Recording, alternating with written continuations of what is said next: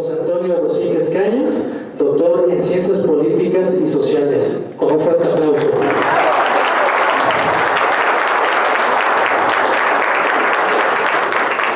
Recibamos también con un muy fuerte aplauso al doctor Antonio Vélez Torres, doctor en Administración Pública por la Facultad de Ciencias Políticas y Sociales de la UNAM.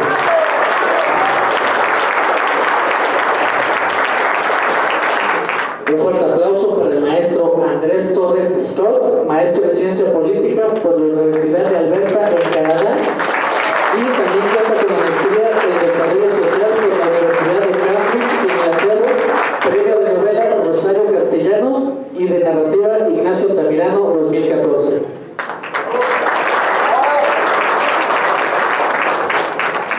También contamos con la presencia del licenciado Gerardo Castañeda Castro, director de 1C Noticias. Bienvenidos también, periodistas. Y bien, vamos a dar inicio a este ejercicio. Un fuerte aplauso también para el licenciado Agustín Germán Márquez, que se incorpora y nos honra su presencia. Gracias por incorporarse a esta mesa. Gracias por mucha utilidad. Gracias por venir. Bien, cedo la palabra al licenciado Isidro Pastor Medrano, que dará una introducción. Un fuerte aplauso.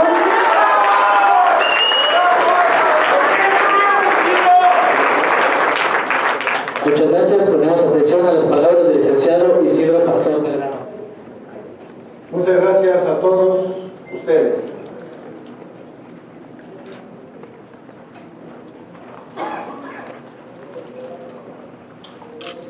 Venir a este debate,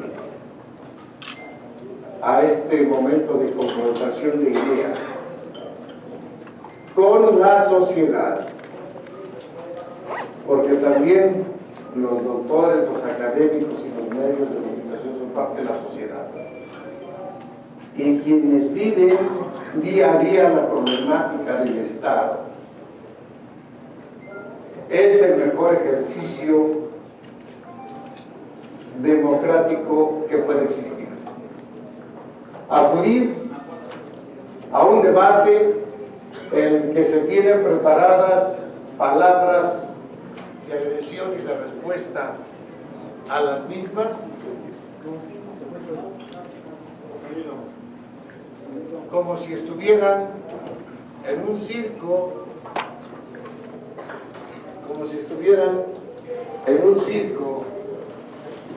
es algo que demerita la democracia.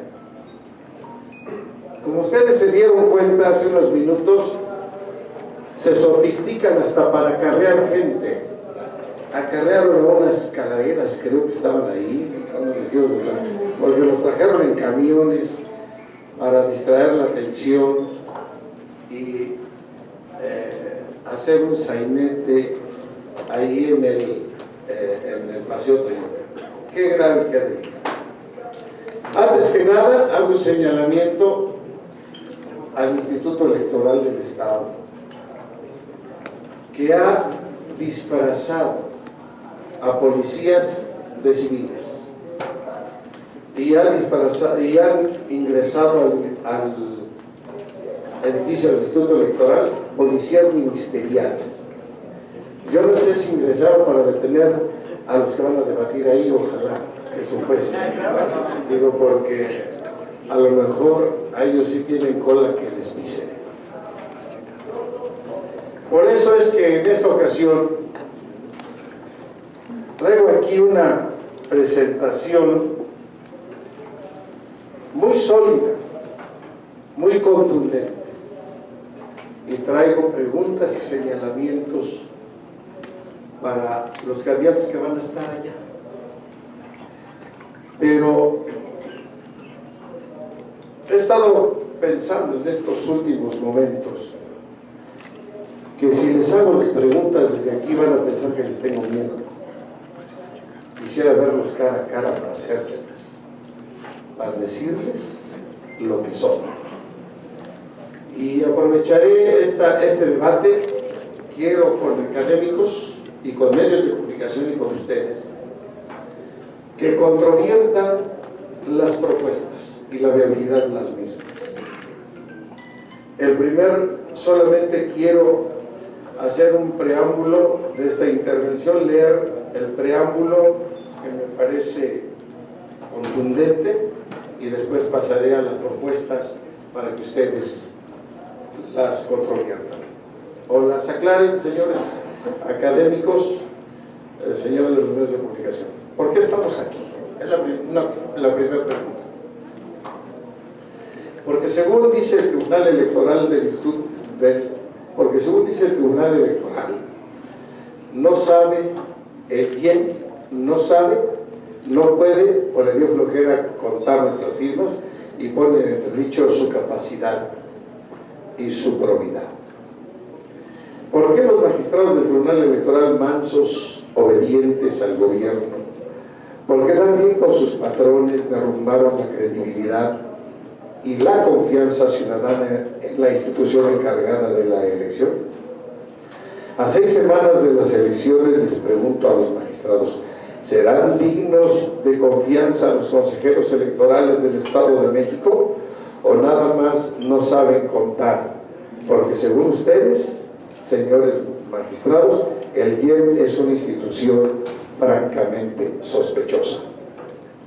Díganos, por favor, ¿puede creer la ciudadanía en la misma institución de la que ustedes desconfían?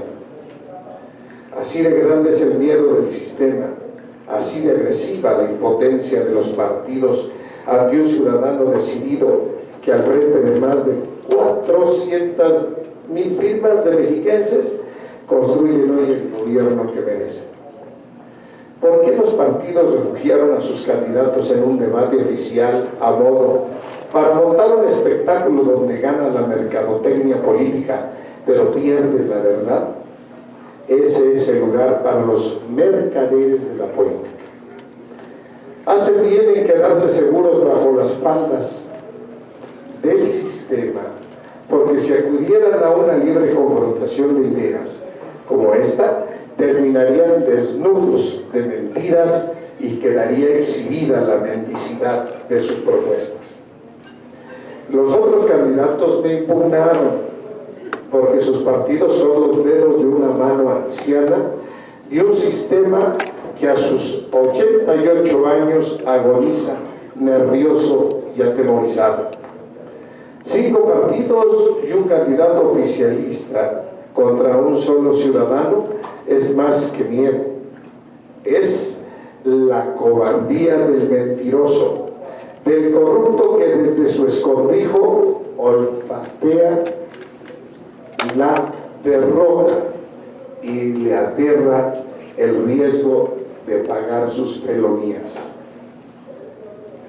El que calla acepta. Las preguntas que aquí formularé, y si no me las guardaré, a los otros candidatos las presento horas antes del debate, gracias a los medios de comunicación aquí presentes y a las redes sociales que nos siguen. Serán públicas en minutos.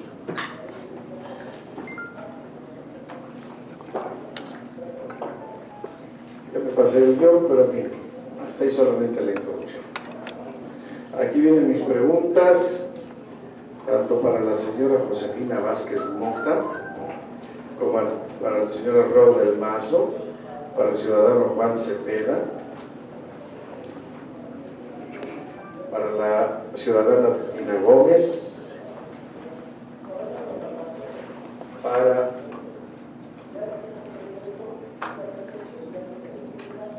la ciudadana Teresa Castel. Bueno, sin embargo, insisto, yo prefiero hablar de las propuestas de las que he venido platicando. En primer lugar, el gran problema que existe en este estado es la lejanía del gobierno con la ciudadanía. Esa lejanía se refleja materialmente cuando el ciudadano no puede acudir libremente a platicar con sus gobernantes. Es por eso que mi propuesta es dividir al Estado de México en 6 estados. Y ya sé que van a decir que no es mi facultad, si no soy tonto. He leído la Constitución General de la República, el artículo 73 dice cómo deben crearse las nuevas entidades federativas. Por eso, claro que los ciudadanos de Chalco, los ciudadanos de Nezahualcóyotl, los ciudadanos de la zona de Teotihuacán, los ciudadanos de la zona de Naucalpan, los ciudadanos de la zona de Izcalli o Cuautitlán Izcalli, deben de tener sus estados. Un gobernador para cada entidad federativa, para que la gente esté cerca de sus gobernantes.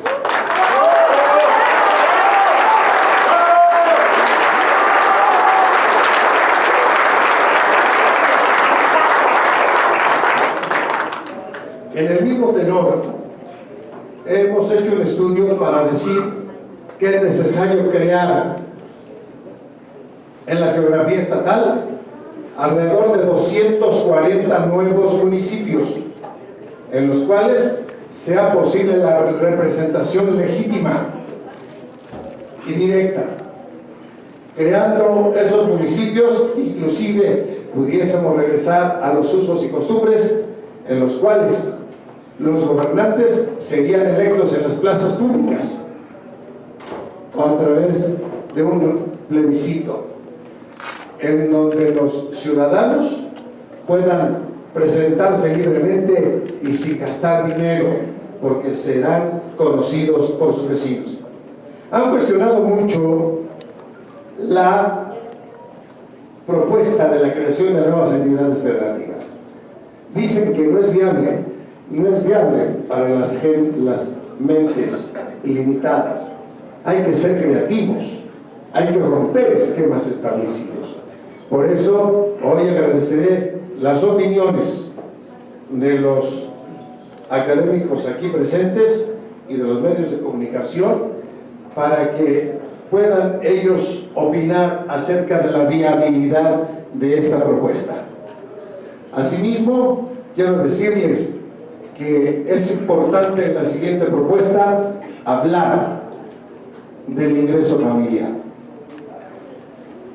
Cuando hablamos del ingreso familiar, estamos ante un problema gravísimo. Las familias viven en pobreza. A mí, si me preguntaran, oye, ¿cómo puedes tú definir la pobreza? Y si no acudes al INEGI, al INCO y a otras instituciones que hablan estadísticamente de estos resultados, yo les diría muy sencillamente: revisen cuántas personas se mueven en transporte público todos los días. 12 millones de personas en el Estado de México. Y esas 12 personas que por necesidad se mueven en transporte público es porque no tienen para vivir mínimamente. Si pudiesen, tendrían hasta una casita propia o un carro. Pero ese es el tamaño de la pobreza. Decirles que yo estoy señalando que es importante generar el empleo para todos los estudiantes de educación superior.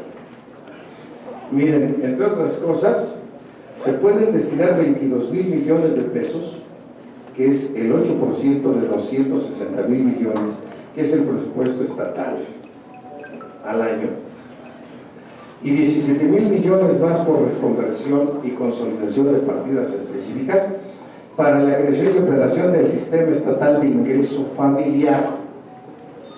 Los gobiernos se han dedicado a entregar despensas y lequitas.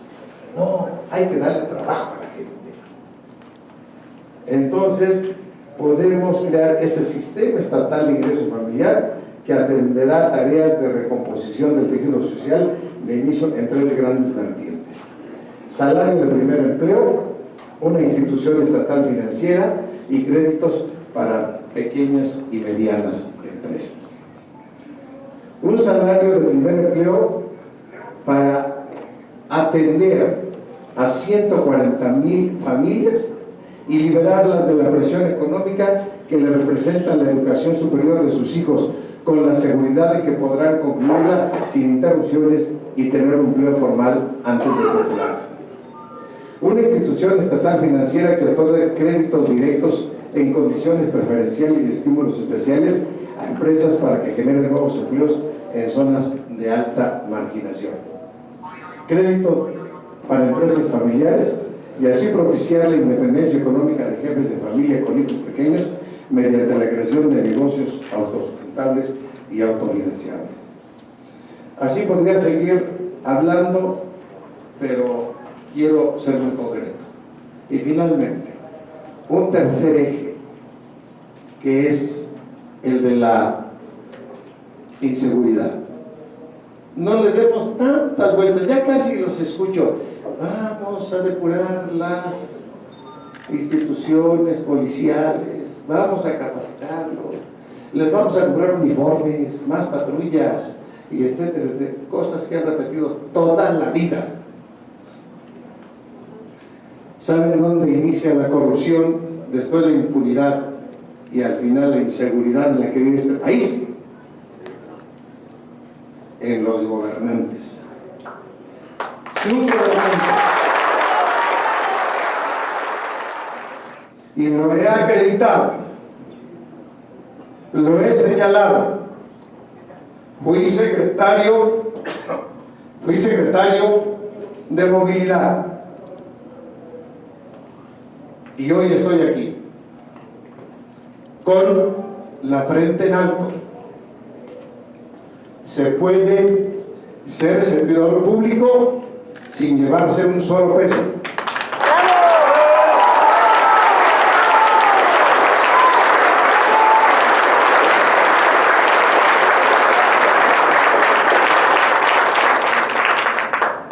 Hoy siento la tranquilidad, la satisfacción de recibir de manera incógnita a varios transportistas que vienen y me dicen: nos obligan a que pintemos nuestros vehículos con propaganda de algún candidato.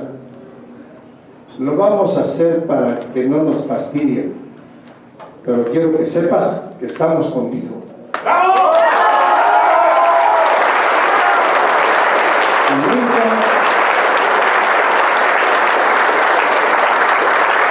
Que nunca los pediste 5 centavos, si no lo hice. Se puede, se puede. Si la policía es corrupta, es porque el jefe de toda la policía es corrupto. ¡Bravo! Si en la Secretaría de Finanzas, ante los trámites de placas, fíjense nada más, sacar placas, donde están infestadas las oficinas llenas de coyotes ahí afuera, es porque el titular es corrupto. Si no hay servicios de salud adecuados, es porque el titular es corrupto.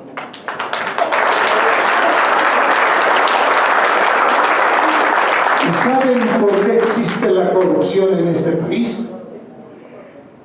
Porque existen los partidos políticos financiados del dinero de la gente.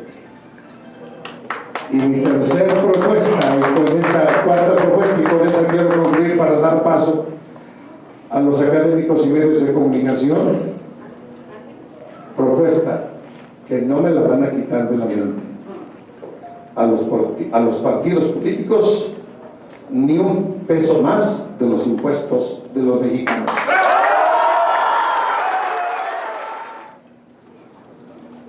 Muy buenas tardes a todos. Buenas tardes. Me da mucho gusto haber sido invitado a este evento fuera del empaque tradicional de cómo se hacen los eventos políticos y los debates que tanto hemos visto en otros años ya por televisión. Yo soy de esa generación, seguramente algunos pocos de los que están aquí, de los años 60, cuando éramos estudiantes de prepa, de la universidad, y que inocentemente, pero con mucha vocación, participamos en los movimientos de aquellos años. Y realmente participábamos porque estábamos cansados de un sistema que en aquellos años se evidenciaba como fuertemente autoritario, donde había pocas salidas para los jóvenes, etcétera, etcétera. pero pensamos que toda esta transición que se fue viviendo en los años 70, a veces muy dolorosa, los años de la Guerra Fría, los años difíciles para muchos compañeros que incluso tomaron opciones muy radicales de irse a las guerrillas y a todo este tipo de movilizaciones armadas, pero que en última instancia, en los años 80, 90, terminamos con un sistema político aparentemente renovado. El sistema que estrenamos en algún momento con un instituto autónomo frente al Estado para llevar a cabo las elecciones, con una serie de partidos provenientes de centro, izquierda, derecha, algunos habían hecho mucho trabajo clandestino, y pensamos que cuando todo esto se resolvió con las reformas políticas en el camino, pues íbamos a estrenar y a tener una salida democrática como la que esperábamos los de aquellas generaciones. En estos últimos años se ha ido tratando de afinar el modelo, llegando incluso a esta oferta de candidatos independientes. Pensábamos que era difícil el camino, y aparte porque los ciudadanos que andamos por ahí en la calle nos cuesta mucho trabajo recabar firmas, recabar el apoyo para poder hacer esto desde una postura fuera de las instituciones y las tradiciones de los partidos que están recibiendo estos recursos. Bueno, pues estamos llegando al clímax de esa transición, que por ahí está documentada por muchos académicos. Dicen, pues parece que de nada sirvió la transición hacia la democracia, porque la democracia representativa que tenemos, la democracia electoral, no alcanza para resolver todos los problemas que estaba planteando ahora acá nuestro candidato independiente, Isidro Pastor. Yo he estado trabajando desde la universidad por apoyo. Tuvimos universidad pública todo el tiempo y aprovechamos el camino de la universidad, y me ha puesto en la posibilidad de estudiar las ciudades, particularmente la Ciudad de México. Pues la Ciudad de México creció hasta convertirse en una megalópolis que involucra hoy oficialmente a varias ciudades vecinas, incluyendo a Toluca, de la cual ya hay una comisión para la megalópolis. Yo vengo escribiendo temas de la megalópolis desde los años 2005, 2006, teniendo la suerte de estar en Europa, en varias ciudades. Me di cuenta que a pesar de que esas ciudades son tan antiguas, son ricas, tienen ciudadanías muy organizadas, no dejan de ser ciudades y megalópolis ingobernables. Lo que tenemos en este caso en el Estado de México es ese fenómeno raro histórico, y con esto termino esta primera participación porque lo quiero dejar sobre la mesa como reflexión para todos, y particularmente para los que van a debatir y para Isidro. Recordemos que históricamente, por un accidente político militar armado en 1824, se definió la política urbana más fuerte del centro de México, que era por un compás, dijeron, este es el Distrito Federal sobre el territorio del Estado de México. Claro, en aquel entonces había unas cuantas decenas de miles de habitantes en la Ciudad de México. Hoy tenemos 22 millones de habitantes en el entorno de la Ciudad de México, y más de la mitad son del Estado de México, 8 del Distrito Federal, casi 9, y otros 11, ya estoy haciendo cuentas, 12, 13 millones del Estado de México. Esta es la parte fuerte de la propuesta, que se me hace muy interesante de Isidro, y que nadie se atreve a decir, porque les puede parecer descabellado subdividir al Estado de México en 5 o 6 entidades nuevas, porque eso tiene que ver con eficiencia, eficacia, cercanía de los gobiernos con sus habitantes. Esto no va a ser fácil. Legalmente se puede estudiar, se puede analizar, se pueden presentar elementos económicos que justifiquen esta división, pero hay en la historia de los mexicanos resistencias políticas muy fuertes para subdividir estados. En la Ciudad de México acaba de haber una reforma política, se discutió mucho la posibilidad de subdividir 2 delegaciones y no pasó. Ahí sigue Iztapalapa y sigue Gustavo Madero con enormes poblaciones. Entonces, en esto pues hay un proyecto y hay que dar mucha lucha y hay que hacer mucho trabajo político para lograr ese tipo de cuestiones que sí en un momento pueden resolver problemáticas de fondos sociales, económicas, de movilidad, etcétera, etcétera. Por ahí lo voy a dejar. Yo creo que la propuesta del licenciado Pastor tiene mucho sentido y se alinea con las más modernas tesis sobre cómo se debe de gobernar a las entidades federativas y a los municipios. Yo siempre he dicho en los últimos estudios que he realizado que el municipio mexicano ya no es el que fundó Hernán Cortés en 1487 en la Villa Rica de la Veracruz. Ahora hablamos de municipios transfronterizos, interestatales, intermunicipales, a lo ámbito y a lo largo del país.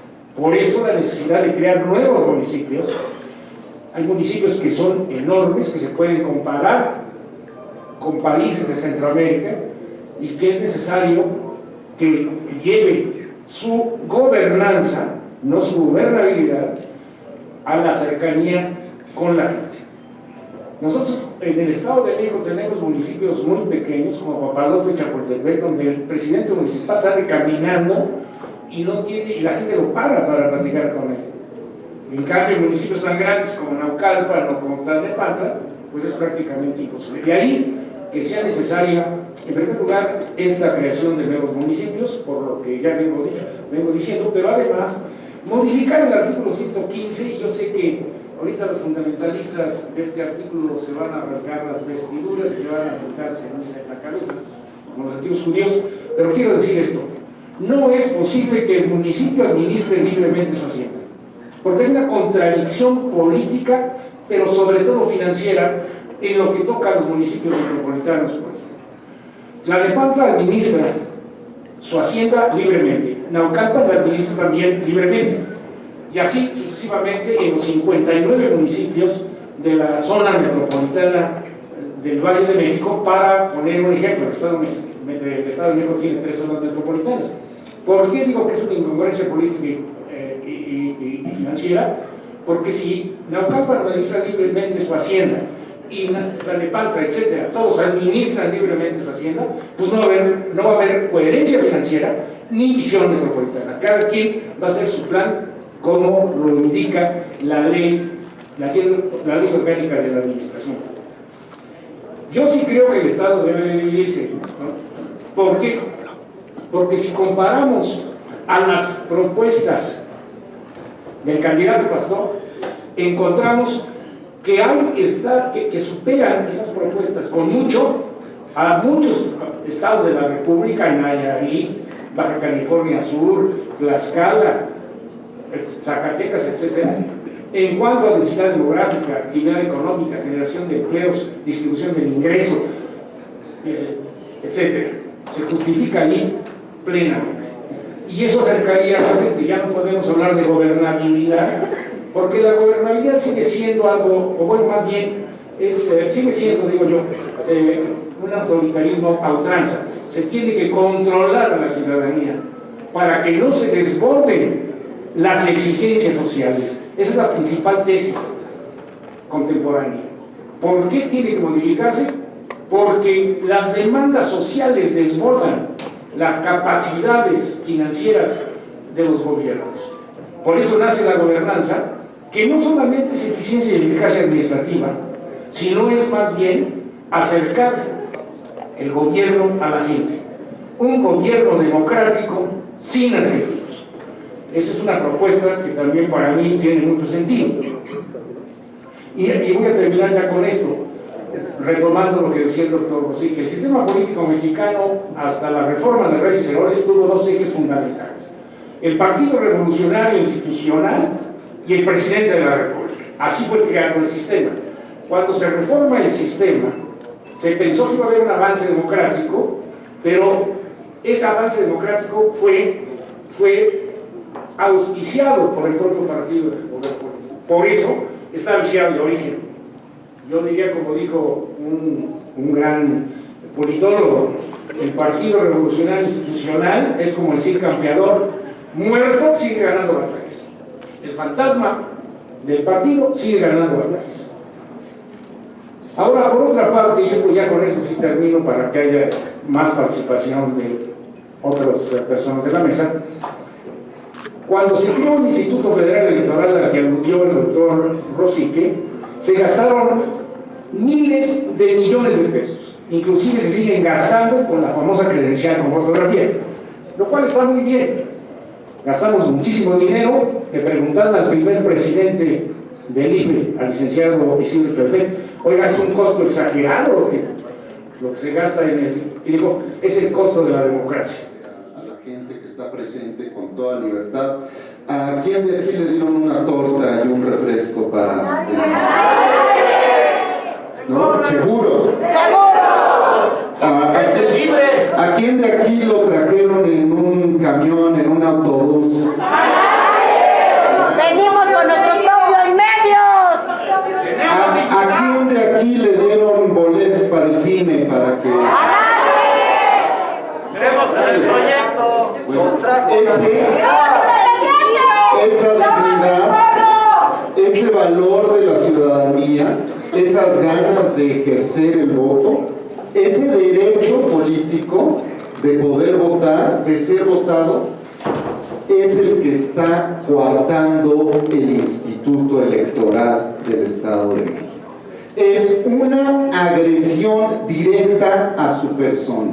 Es una agresión física porque les impide movilizarse el día de la elección hasta este momento. Hace más de un mes, precisamente un mes antes de que se entregaran las firmas, tuve oportunidad de platicar con el candidato en suspensión de derechos políticos, Isidro Pastor, y le pregunté, oye, ¿cómo crees que en 3 días el IEM pueda contar, revisar todas las firmas? Isidro me respondió, pues lo tienen que hacer, ellos saben que lo tienen que hacer, ellos pusieron las reglas y ellos tendrán, creo que eran 48 horas para hacerlo. ¿Y qué creen? No lo hicieron según el Tribunal Electoral.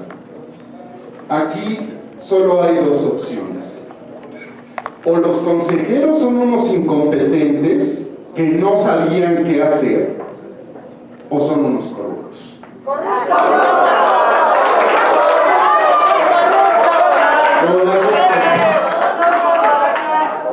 Desafortunadamente creo que no son incompetentes. Así que, bueno. Son vendidos. Tenemos la respuesta ahí, es una respuesta a voces, ¿no?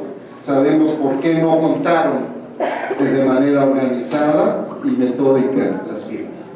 Lo sabemos, ¿por qué? Pues para suspender los derechos políticos de Isidro y suspendernos los derechos políticos a todos los mexiquenses que queremos votar el día de la elección.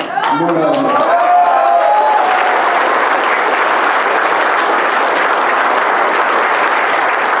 Pero además de manifestar esta situación, quiero comentar en principio, y cerraré con 2 ideas, la división del Estado.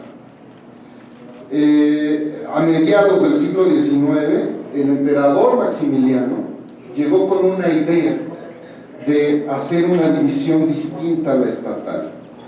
Y él dividió al país bajo 3 criterios: el poblacional, el geográfico y el cultural. No hay nada nuevo. Lo saben en Valle de Chalco, Solidaridad, lo saben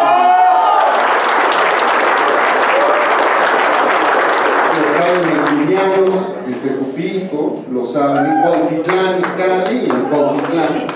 Saben que estos criterios son los que se utilizan para hacer un buen gobierno. No es que haya inventado hace 3 meses el candidato en suspensión de derechos, Pastor, una división geográfica distinta. Y si algunos partidos creen que es algo malo, o creen que es algo atrevido, o creen que es algo contraproducente, es porque no conocen la historia del Estado. Este Estado dio vida a los estados de Guerrero, de Morelos, de Hidalgo, aparte del distrito, gran parte del Distrito Federal y gran parte de Michoacán, como bien lo dicen acá, y si nos ponemos a escarbar, también parte de Querétaro y Guanajuato. Pero no vamos a discutir eso.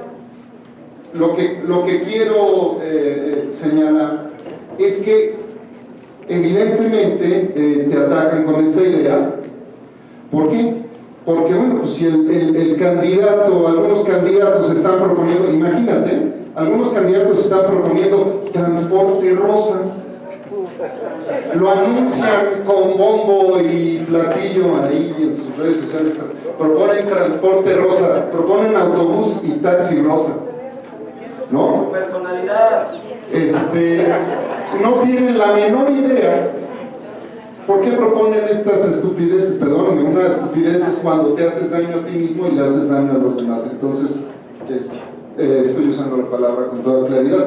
¿Por qué proponen esto? Pues porque no conocen el Estado, no saben que los taxis rosas y el transporte rosa no tenía demanda y el servicio no se brindaba de manera eficiente y las mujeres acababan subiéndose al transporte. No saben eso. Si no saben eso que sucedió hace 3 años, Isidro, pues menos van a saber que Morelos fue parte del Estado de México. No, pues, es más, a lo mejor ni siquiera saben que Valle de Chalco Solidaridad es un municipio joven. Estoy casi seguro que no lo saben. Si algunos candidatos dicen que van a bajar la gasolina, es una total oscuridad acerca de los diferentes niveles de gobierno y atribuciones, ¿no? Pues va a llegar a perder el tiempo. Si algunos candidatos pretenden traer 30,000 policías a la calle, pues ¿qué pasa si echas 30,000 policías más corruptos a la calle? Pues, es obvio lo que va a pasar. No nos rompamos la cabeza, Isidro. ¿Por qué? Porque se muerden solos. ¿Por qué te critican esta opción? Pues porque no la conocen, no saben lo que es. Pero pues tampoco vengo a hacer el caldo gordo y a dar puro apapacho. Por lo que sí vengo a preguntarte, a cuestionarte. Y en ese sentido, mi pregunta, que no estaría en relación con la separación del Estado, estaría en relación con la inseguridad. ¿Cuál es el secreto? ¿Cuál es la llave? ¿Cuál es el punto? ¿Cuáles son los 2 o 3 puntos que yo me voy a ir de aquí, que nos vamos a ir de aquí? Porque vamos a decir, es que Isidro en el tema de inseguridad va a ser 1, 2 y 3. Y sí quisiera que nos lo comentaras. Muchas gracias. Las candidaturas independientes fueron incluidas dentro de esta reforma electoral, ya desde con una lucha de bastantes años de muchos impulsores hasta que se lograron estas candidaturas independientes.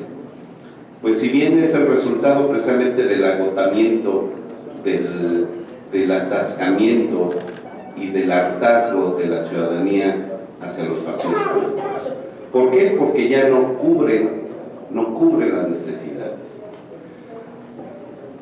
En esta consultoría política también hemos entendido que no hay recetas para campañas políticas. Ya no hay recetas. Si ustedes se fijan, es el mismo guión desde hace muchos años, en todos los spots de televisión, en todo el discurso, en todo el choro. O sea, se transforma en lo mismo, y vamos a ver si en esta frasecita le impactamos a la escala de valores de la gente para que haga conciencia. ¿Y qué pasa? Lo mismo, y bueno, pues ya lo están agarrando según aquí y allá y en todos lados, ¿no? Entonces, yo creo que el gobernar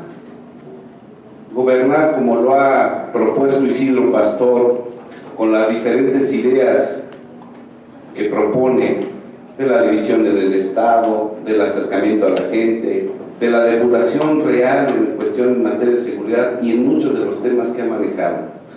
Debe de ser el verdadero quehacer político el gobernar con la gente. Si la agenda no la marca la problemática social, no tiene ningún sentido estar en este lugar, o los que aspiran a gobernar el Estado. La pregunta es, realmente al fin, ¿para qué quieren gobernar? ¿Para lo mismo que estamos viviendo? ¿Para que la gente no tenga ni le alcance para darle a sus hijos para el transporte de la escuela? ¿Para que no tengan ni qué comer? ¿Para decir que todo está bien cuando realmente no sabemos cómo le vamos a hacer mañana? Ah, pero qué bonitos spots y qué bonito candidato o candidata. Yo le preguntaría, y para seguir precisamente con estas propuestas y este debate y esta charla con el candidato, yo le preguntaría a Isidro Pastor, ¿ya le preguntaste a la gente qué siente? Yo creo que es algo más allá, que la gente, miren, el pueblo mexicano no somos tontos, nadie es tonto, pero hay mucho miedo a la orfandad política. Cuando ganó el Bronco, pues era obvio que se tenía que saber en todo el país, pero prácticamente no difundieron que ganó un candidato, un joven de Guadalajara, Kumamoto, no lo difundieron. No difundieron que ganó el alcalde de Morelia, el presidente municipal de Morelia, otro candidato independiente. Y así como, igual de Cloutier, diputado federal por Sinaloa, no lo difundieron. Pues no lo difunden porque no les conviene. Pero no es un asunto de conveniencia, no. Las candidaturas ciudadanas están. Realmente aprovechémosla, porque yo creo que es una de las llaves que precisamente la democracia mexicana va construyendo para salir de estos atolladeros. Ese es mi comentario. Gracias por su tiempo. Hace algunos meses, cuando escuchamos que Isidro Pastor se iba a registrar como candidato independiente al gobierno del Estado de México, primero parecía todo un cuento montado por el propio gobierno, en el cual Isidro formaba parte de un grupo que venía a ser parte de esta estrategia política para quitar votos. La sorpresa es que después de otorgar la candidatura, el tribunal decide mandar a revisión 12 días este proceso, y entonces todo este montaje que habíamos pensado que estaba, pues de alguna otra manera se cae y se nos viene a... Si a Isidro Pastor, el supuesto líder que podía estar involucrado con el sistema político, le quitan la candidatura de un plumazo, ¿qué esperanza tienen los ciudadanos? Hoy mi pregunta en este sentido, para los pastores, ¿qué esperanza tienen los ciudadanos de que pueden participar en un proceso electoral sin tener que ver nada con ningún partido político? Si a Isidro Pastor le quitaron la candidatura o lo mantuvieron en suspensión, ¿qué pueden esperar los demás? Y la segunda posicionamiento que le doy, aparte de la inseguridad que creo que a todos nos interesa, pero va muy relacionado con esto, es, hablamos de creación de empleos. ¿Cómo? ¿Cómo generar los empleos que se necesitan en este estado?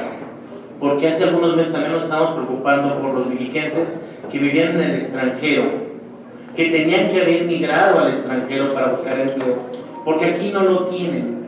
Ni siquiera podríamos en este momento recibirlos y darles un empleo de calidad. ¿Cómo podemos resolver esos problemas? Hablamos de la división, el estado de tierra caliente, etcétera, etcétera, debido a las necesidades y a las diferentes necesidades de la gente de acuerdo a la zona donde está.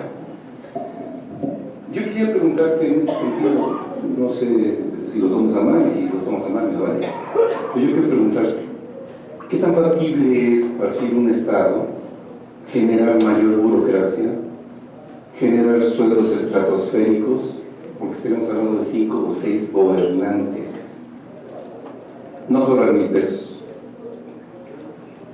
Además, me llama mucho la atención el hecho de que tú estableces en tu pauta que primero hablas de la división del Estado, pero también hablas tú de algunas acciones tendientes a mejorar las condiciones de vida de los mexicanos. Estamos hablando de una unidad, no de 6 unidades, no de 6 fracciones.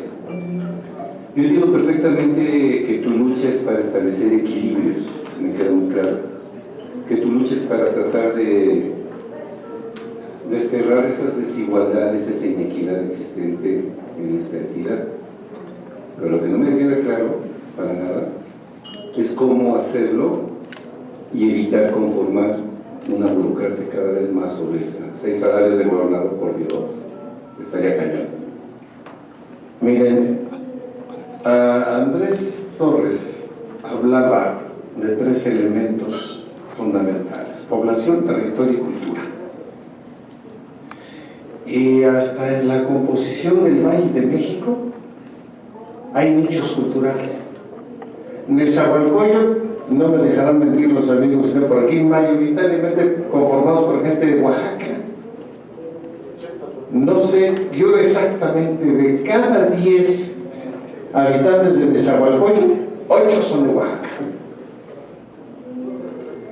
Y si hablamos de la gente que vive en Chimalhuacán, o que vive en Iztapaluca, que vive en La Paz, son puros migrantes del suroeste, o en su mayoría del suroeste. Esa gente piensa y tiene tradiciones comunes. Bueno, no se acuerdan, tal es así que ese santoral de la política decían que el candidato al gobernador de Oaxaca, si no venía a hacer un evento a Nezahualcóyotl, no ganaba la elección. Fíjense nomás qué torpezas, qué tonterías en esa parafernalia de la política tradicional, en ese acarreo de entidad a entidad. Bueno, pero eso es un ejemplo de que hay que tomar conciencia. A ver, cierto, Germán, pensar en crear nuevos estados, inmediatamente te estás pensando una flotilla de helicópteros para el servicio del gobernador, estás pensando en una casa de gobierno, y qué bueno que me das la posibilidad de decirlo el día de hoy. Si yo soy gobernador de este estado, la casa de gobierno va a ser el escaparate para los jóvenes que inventan cosas, que crean cosas, y para que puedan ofrecer a todos el empleo que necesitan a la gente. Debe desaparecer la casa de gobierno. El gobernador que viva en su casa como cualquier ciudadano. Pues claro, si uno está pensando en todos los apoyos y toda la parafernalia para desempeñarse como gobernador, pues sale muy caro, ¿eh? Por supuesto que sale carísimo. Yo no me explico por qué un gobernador no puede vivir en su casa y tiene que despachar en el Palacio de Gobierno. Han inventado tradicionalmente apoyos y comodidades para los gobernantes, por eso estamos como estamos. Por eso hay más pobres y hay más gasto suntuario y festivo. Por eso es muy importante pensar que la creación de estados debe partir de la cantidad de población que requiere que su gobernador esté cerca.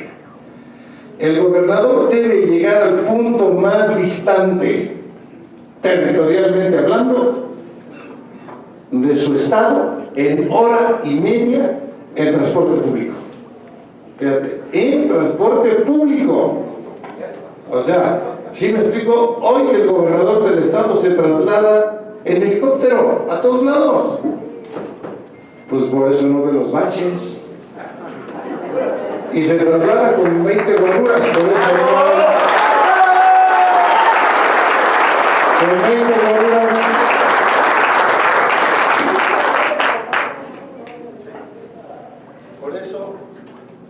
Por eso todos los gobernantes caminan acorazados con seguridad. Por eso eso para ellos no hay inseguridad. Sus hijos traen carros escolta, viven en fraccionamientos perfectamente resguardados por policía. Entonces ellos no son del pueblo, ellos son un estirpe diferente proveniente de los partidos políticos que tienen un estatus aparte. Esa es la lejanía del gobierno con la sociedad. La creación, fíjate, en la actualidad, Agustín, hay en el gobierno del Estado 5,000 puestos de mandos medios y superiores. 5,000, muchísimo. Si divides el Estado en 6 entidades o en 5, vamos a suponer, pues de 1,000 servidores públicos por entidad no tienes que crear un solo puesto más. No, se tiene que distribuir solamente lo que existe. El único cargo que el nuevo sería el de gobernador. Inclusive fíjese bien, qué bonito serían nuevos estados. Qué importante sería que un estado, el estado de Chalco, el estado de Mesa, el estado de Teotihuacán, el estado de Cuautitlán, el estado de Naucalpan, tuviesen sus poderes legislativos cada uno, pero cada poder legislativo que no fuese más allá de 12 diputados. ¿Para qué quieren más? Y de plano acabamos con los diputados de representación proporcional, que solamente son cuotas de poder de los partidos.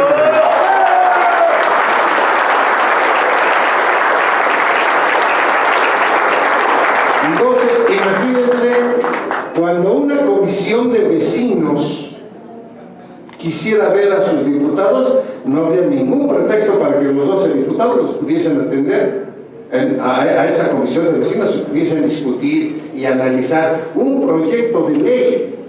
Hoy los diputados se han convertido solamente en gestores. Que ya está visto en los medios de comunicación, les preguntan que si saben cuál es el artículo referente a la educación y no saben. 12 diputados que se tendrían que dedicar a estudiar, y vamos a quitarle todos los apoyos de que tienen 10 asesores o 20 para que les hagan el trabajo mientras ellos se pasan embriagándose en los mejores restaurantes, gozando del dinero de la gente. Eso no se va. Eso no se va. Entonces es perfectamente posible y creíble que se reorganice y se redistribuya la función pública sin gastar. Imagínate que todos los helicópteros que tiene el gobierno del Estado estuvieran al servicio de los hospitales para hacer traslados de los enfermos. Cierto, hacen algunos, no lo puede uno negar, pero que ya no sean los taxis ni de los diputados ni de los gobernantes, que estén al servicio de la gente.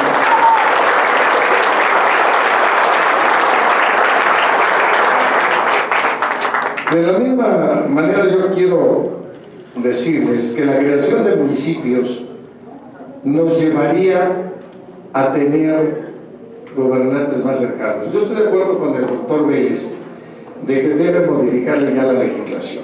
La legislación ya no puede ser la misma en el esquema de que si vives en una metrópoli puedas existir y vivir libremente y tomar decisiones como si vivieras en una isla. No se puede. Una calle divide Estelita, Tlalnepantla de Naucalpan, es ahí donde está la torre ejecutiva. Ahí es.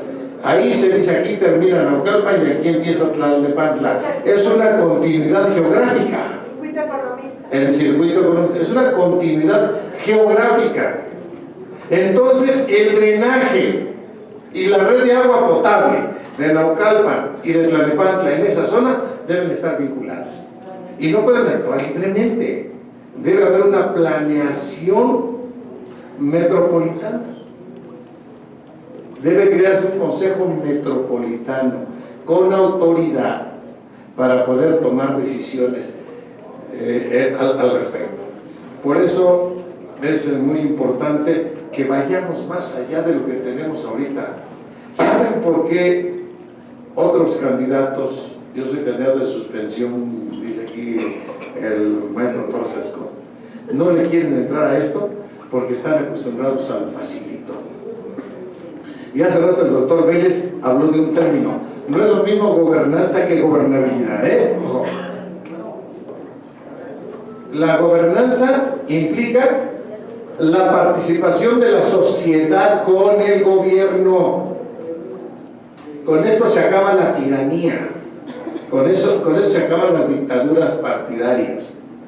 Y cuando tengamos municipios más pequeños, como el municipio de Ciudad Satélite, los habitantes de ese municipio tendrán la capacidad de elegir hasta en su centro de convenciones a su ayuntamiento, sin necesidad de gastar tantísimo dinero en bardas, sin necesidad de gastar dinero en espectaculares. Y podrán cuidar su patrimonio. Y como todos conocen al gobernante, lo podrán señalar y le hablarán de tú. Hay que hablarle de tú al gobernante, porque cuando asume un cargo, empieza la monarquía, y el monarca siempre está lejos de la gente. Aquí me preguntaba Andrés Torres Esco. A ver, 3 ideas para las llaves de la seguridad. La primerita, Andrés, el titular del Poder Ejecutivo debe ser un hombre honesto. Si no hay honestidad, todo se echa a perder. Es la primera. Y así, como dicen que las escaleras se barren de arriba hacia abajo. Y obviamente los secretarios tendrán que ser honestos, y el responsable del manejo de la policía y el fiscal tendrán que ser honestos. Porque si le dan la vuelta al gobernador, pues qué pena, entonces el gobernador no merece ser gobernador. Si sus subordinados le dan la vuelta. Número 2. El esquema de policía se debe manejar bajo el diseño del esquema de policía debe ser de resultados. ¿Y a qué me refiero? Es espectacular ver a los policías correteando a los delincuentes en una calle. Bueno, a veces correteándolos en la calle, o siempre el policía llega tarde al lugar de los hechos. Siempre llega tarde, una media hora, y además ponen las torretas porque si no, les da miedo llegar así en silencio. Sencillo. El responsable de la prevención es aquel que tiene, como su nombre lo dice, que evitar que sucedan delitos.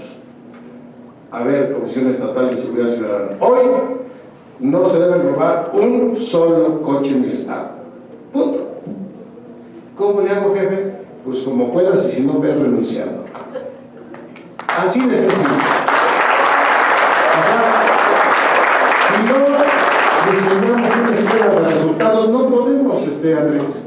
Porque hoy todas las informaciones del Sistema Nacional de Seguridad disminuimos la delincuencia en un 10%. Se disminuyó el robo a casa habitación en un 15%. ¿Y qué hijos de la fregada ese 15%?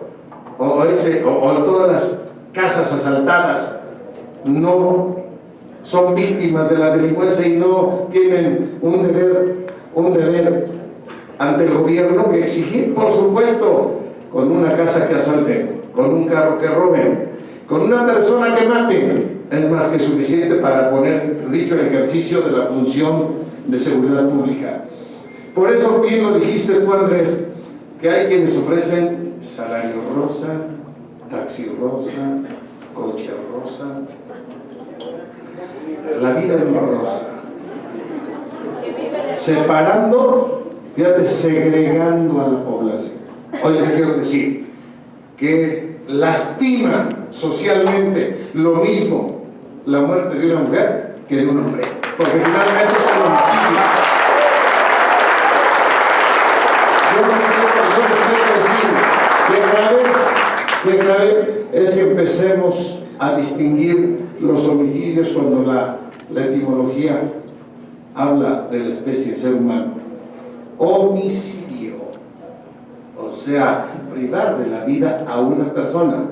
Pues ya ahora están inventando los feminicidios, pues está padre, no, bueno, ahora yo inventaría el puericidio, o sea, matar a los niños, y inventaría, si es feminicidio, masculinicidio.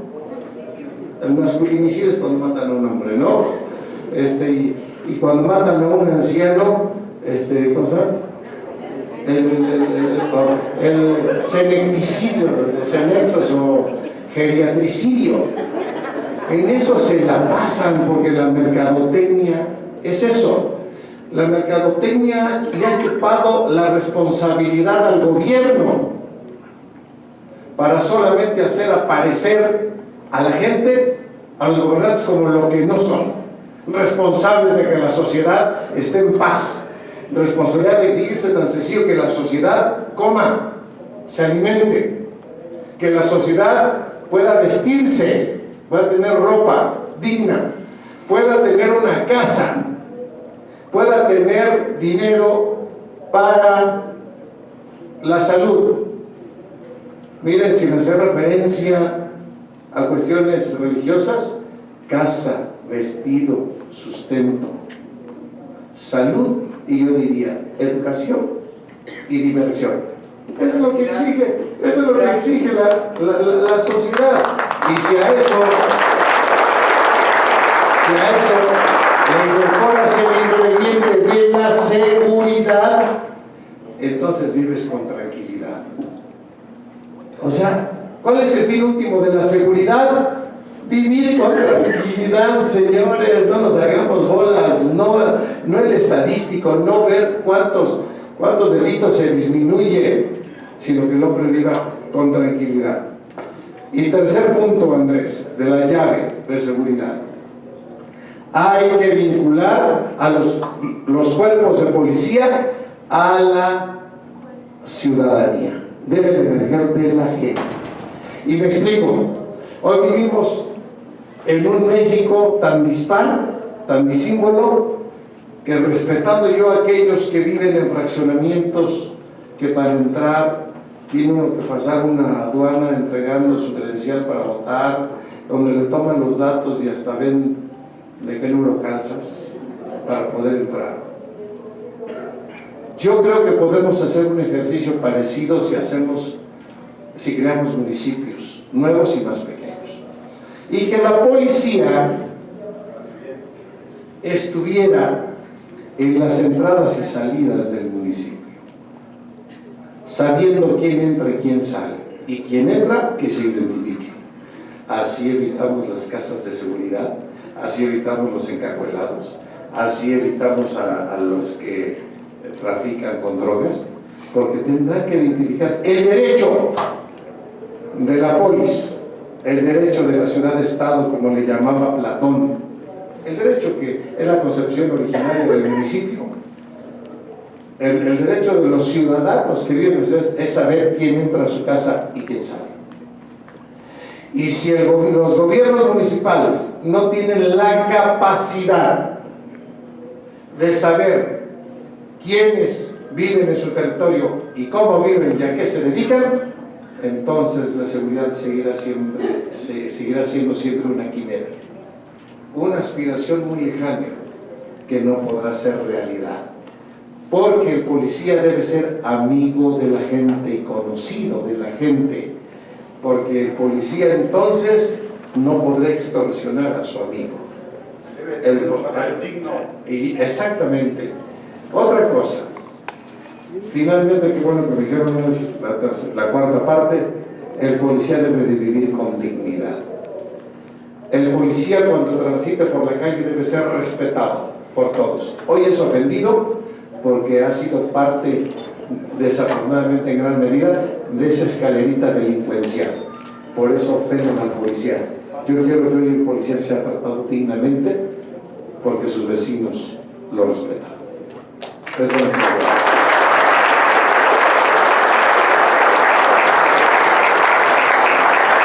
finalmente, bien, me queda el resto de eso. ¿Cómo hacerle para el ingreso familiar? Miren, esto es sencillo. Yo ya les decía por aquí en ese documento que viene cómo utilizar el y es muy sencillo. El presupuesto del Estado es de 261,000 millones. Aunque ya me copiaron esta propuesta, pues les digo que no piensan, están en la mercadotecnia. Hoy les quiero decir que si la Secretaría de Desarrollo Económico en el Estado tiene claramente el inventario de todas las pequeñas y medianas empresas, o de todas las empresas grandes en este Estado, podría, sin ningún problema, planear junto con los empresarios incrementar su planta productiva con jóvenes estudiantes y con recién egresados. Decirles que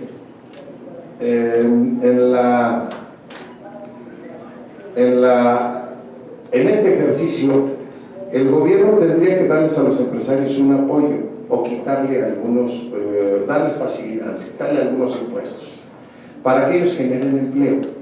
A mí me parece que un estudiante que está en nivel superior puede ganar 4 o 5,000 pesos, 5,000 pesos mensuales, suficientes para pagar su manutención y su traslado a la escuela. Se verían trabajos de medio tiempo, porque el otro tiempo lo tienen que dedicar al estudio. Decirles que cuando yo hablo de que podemos disponer de 22,000 millones de pesos, 22,000 millones de pesos, que significa el 8% de 260,000 millones, esos 22,000 millones de pesos son suficientes para darle empleo a casi los 423,000 estudiantes de educación superior. Nada más que exista la voluntad. Es distribuir el gasto, hay que repartirlo, y distribuyendo el gasto, esto genera movimiento económico. Entonces, ¿es fácil? Sí, solamente se requiere voluntad. No puede haber una entrega directa del gobierno a los estudiantes, porque sería una beca, y la beca es un programa asistencialista, y la beca corrompe a los servidores públicos. Que sea a través de los empresarios para que tengan incentivos. También, ahorita me voy a apurar, porque aquí me preguntó Gerardo Castañeda, ¿qué esperanza tienen los ciudadanos sin tener que ver nada con ningún partido de que puedan ser posibles las candidaturas independientes? Gerardo, yo te quiero decir que seguirá siendo un ejercicio muy difícil en tanto no le quitemos el dinero a los partidos políticos. Hay que pelear contra un monstruo. Aquí en el Estado son 10 partidos, pero hay que pelear contra un monstruo de 10 cabezas, porque todos van a defender su ingreso, ese ingreso mal habido, y por eso vale la pena tratar de romper ese esquema en esta lucha. No se me vayan con la pinta, por favor, señores, de las encuestas. Las encuestas mienten. Si las encuestas no mintieran, hubiese ganado Hillary. ¿Verdad, doctor? Que hicimos una apuesta que todavía me debe una comida el doctor. Hubiese ganado Hillary. Por eso ganó Trump. Y hoy las encuestas aquí así están. En Nuevo León, el Bronco siempre estuvo en tercero o cuarto lugar, nunca en primero. Y la gente ya piensa y ya se esconde su verdadera intención. Por eso no nos vayamos con esquemas equívocos. Sí, ¿verdad? A propósito de que hablabas de Sócrates, bueno, su alumno Aristóteles, el más brillante de esos 3 amigos, sin internet, recuerdo que él juntó información de cerca de 90 islas donde había regímenes políticos y llegó a 2 conclusiones importantes que creo que servirían en la reflexión para alguien que pretende ser gobernador del estado más poblado y con el Producto Interno Bruto segundo, junto con el estado de Nuevo León, más importante del país.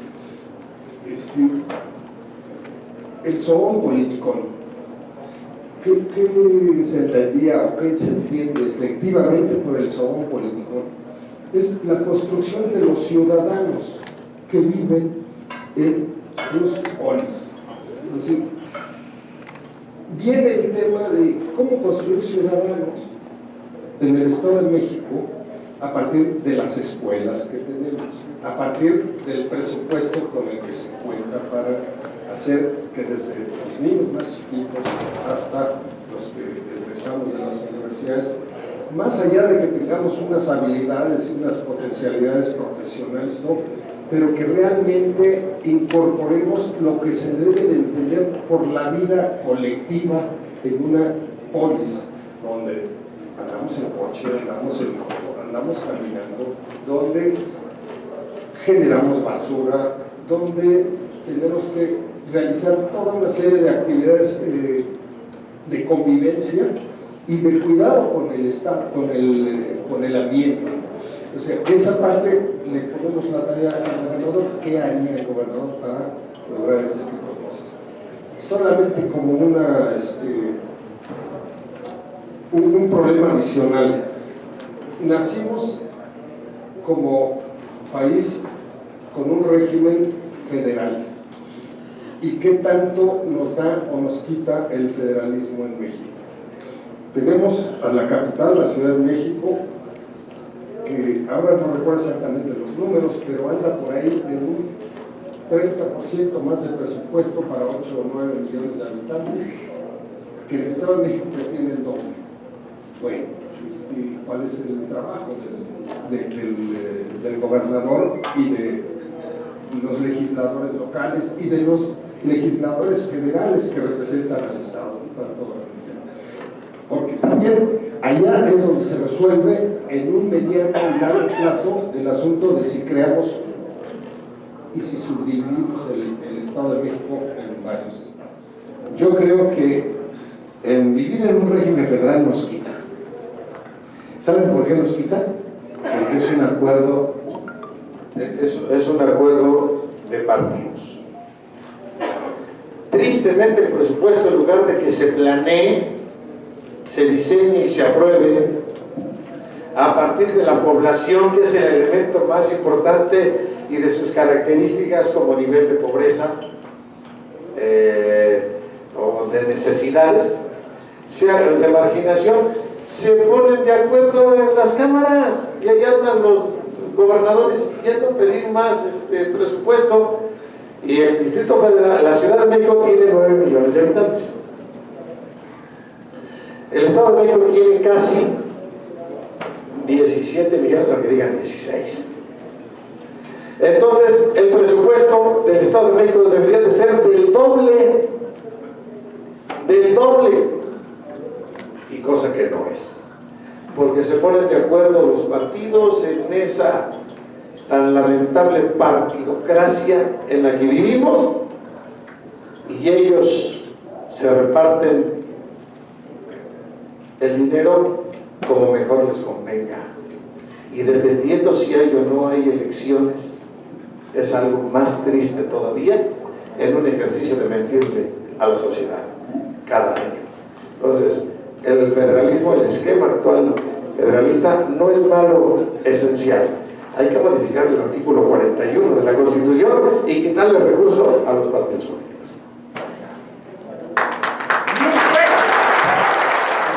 La historia de México ha estado marcada por el federalismo desde el 24, cuando se vuelve al centralismo y el Juárez restaura la República. Sin embargo, siempre fue, hay que decirlo con todas sus letras, un federalismo de fantasía, teatral. Los estados se seguían gobernando desde el centro. Y las decisiones del presidente de la República eran como las del Papa, inatacables. Entonces, yo creo que lo que se tiene que pensar ahora en ese sentido, si el federalismo es una condición previa que Juárez restauró la República y que después de 1910 se consagra, que efectivamente se lleve a feliz término este proceso federalista. Un ejemplo es el área metropolitana del Valle de México. El área metropolitana del Valle de México, la metrópoli ingobernable, tiene 59 municipios del Estado de México, 1 del Estado de Hidalgo, 12 delegaciones o 16 demarcaciones ahora con el nuevo esquema constitucional de la Ciudad de México. Y entonces ahí sí, efectivamente, ¿cómo se va a gobernar con todo este tipo de autoridades? Del más disímbolo origen. Sí, serían 4 autoridades: el gobernador del Estado, los presidentes municipales del Estado de México, el presidente municipal del municipio de Hidalgo, el ayuntamiento, y finalmente el jefe del Distrito Federal y las 16 demarcaciones. Esto hace, en cualquier hipótesis, ingobernable a esa gran ciudad. Se dejó crecer, se estimuló el crecimiento hacia la Ciudad de México, fue exponencial el crecimiento del desarrollo urbano, desde 1910 hasta 2000, siguió creciendo esta megalópolis, que ahora efectivamente con todos los estados que la rodean, pues es muy difícil de gobernar. El federalismo tiene una ventaja, que focaliza los problemas, y los problemas en estas zonas son básicamente, tienen que ver con desarrollo urbano, fundamentalmente, con distribución del ingreso, con generación de empleos, con crecimiento del Producto Interno y con todo lo que conlleva esta situación: salud, hospitales, escuelas, etc. El federalismo, entonces, en ese sentido es positivo porque permite gobernar más cerca de los ciudadanos. No es lo mismo gobernar en el esquema que mencioné anteriormente a gobernar un espacio territorial mucho más pequeño, aunque poblacionalmente sea más grande que muchas entidades federativas. Francia tiene 6.000 municipios, siendo un estado centralista, y sin embargo es de una eficiencia extraordinaria su administración municipal. Yo creo que entonces, y además está consagrado en el artículo 73, la posibilidad desde la Constitución 57 de crear nuevos estados. Por eso yo digo que esta distribución del Estado en 4 entidades federativas sería muy positivo para la gobernanza. Se habla aquí de que sería crear nuevas estructuras políticas, un gobernador con una administración pública, un poder judicial, una Cámara de Diputados, pero se pierde de vista que el gobierno actual, como está constituido, cuesta 250,000 millones de pesos. Al adelgazarse, ese dinero tenía que trasladarse a las 2 entidades federativas. Yo lo invito para que a la sociedad civil nos demuestre que al final de cuentas usted es un ciudadano diferente, con un debate diferente, con una capacidad de mando, de saber gobernar. Podemos comprometerlo a que hagamos un debate público con diferentes sectores de la sociedad, abierto en un lugar público, para que debatamos con la sociedad, con sus conocimientos, como lo acabo de hacer aquí, pero al sector religioso, el sector empresarial, el sector del transporte, el sector de la diversidad, que podamos la sociedad civil plantearles nuestras dudas y plantearles el tema en el cómo hoy va a gobernar usted, para que al final de cuentas creo yo que tendría más rating que cualquier novela, porque sería un acto diferente, y creo que el Estado de México está preparado para ese gran paso. La sociedad que vivimos aquí está preparada para ello. ¿Qué le parece si pudiéramos hacerlo esto el día 12 de mayo, ya que sea nuevamente candidato independiente, porque seguramente así será? ¿Sí?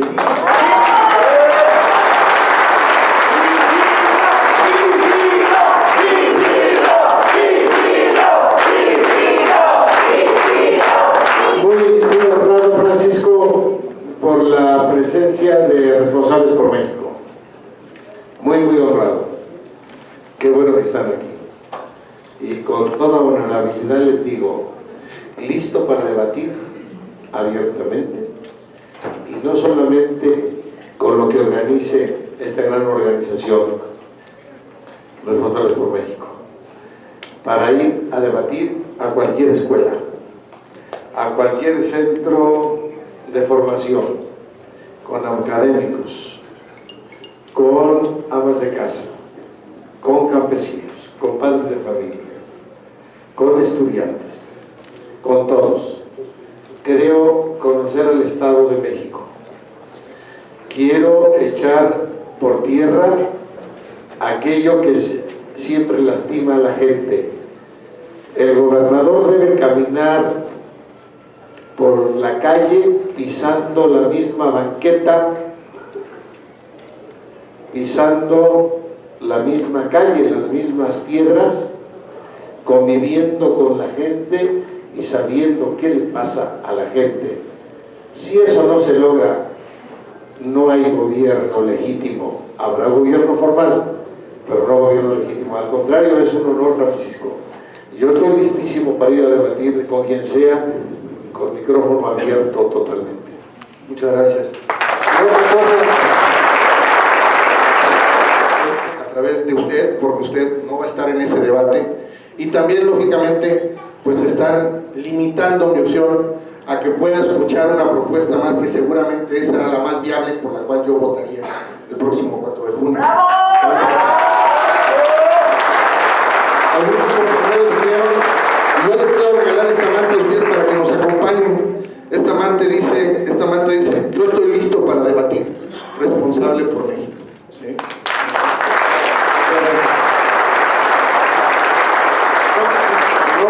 Gracias, Francisco, porque un joven levantó la mano, se me estaba pasando. Puedes preguntar desde que quieras. Muchas gracias, aquí estoy.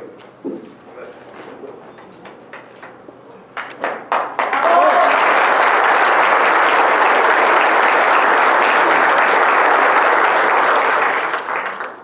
Cada vez que llega a haber un delito, llega a haber muertos, llega a haber cualquier tipo de crimen, en lugar de decir que ya logramos agarrar a estos criminales, lo único que podemos decir es, los tenemos identificados y ya sabíamos que hacían esto. Y ahí queda la situación hasta que vuelva a pasar el crimen. Entonces le quería pedir que cuando usted llegue a ser gobernador podamos cambiar esto. Podamos hacer que las calles sean un lugar seguro para los estudiantes, que podamos ir y estar con nuestros amigos sin tener que preocuparnos que cuando oscurece el camión ya no es un tipo de transporte.